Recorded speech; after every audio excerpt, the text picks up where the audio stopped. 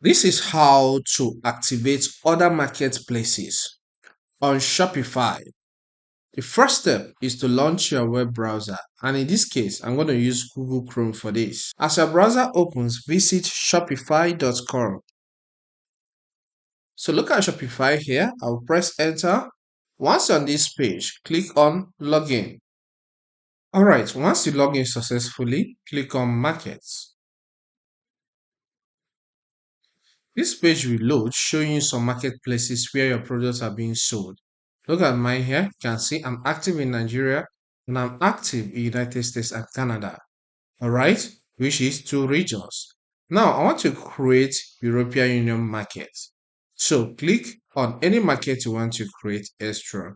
So once you're here, you will see the countries involved. You have Austria, you have Belgium, and you have Bulgaria. So, and other 24 countries. All right. So, what this means is that I want to start selling in this marketplace as well. So, the next step you need to take is to click on save. All right. You can see create United States markets as an option here. So, I'll click on that.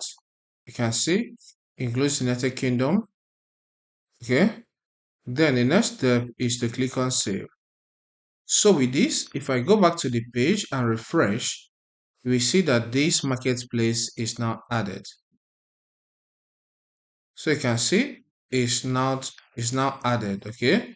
Meaning that my products are now selling in European Union, Nigeria, United Kingdom, and United States and Canada. So I can still set this one up, Australia and New Zealand market. So do this to set up your stores on other marketplaces across the world. Okay.